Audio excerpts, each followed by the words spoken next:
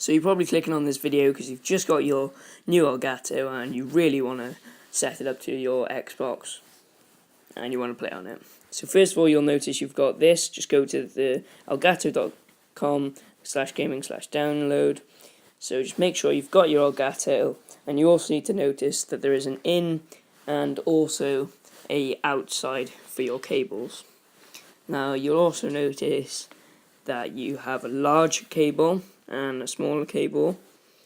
The smaller mini cable will need to go into your inside on the Elgato and go into your computer as well. Once you've done this, you'll notice there's a red light, but don't worry, this is good. This means you're halfway through. And now put the larger of the cables into the outside of your Elgato, like so.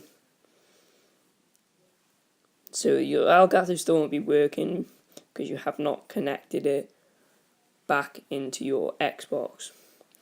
Meanwhile, you need to check you've downloaded the software on elgato.com/gaming/download, and once you've downloaded it, just click on it and you'll need to check your applications by just quickly dragging it in as shown here.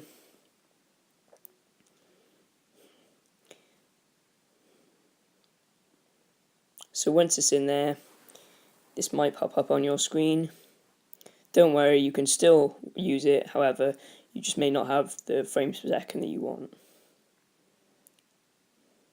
So that's what you need to do with the large cable, put it from the out into your Xbox HDMI out.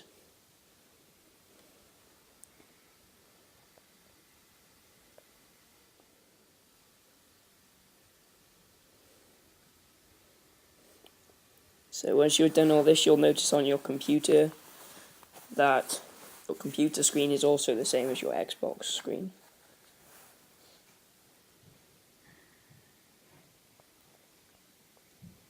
Once you've done, a white line should come up on your Elgato. This means you've done it correctly.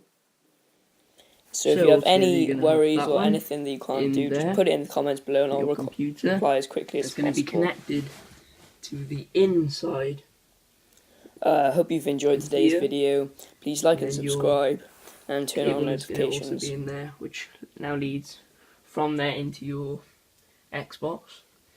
And make sure your Sky cable is connected from the outside Elgato into your TV.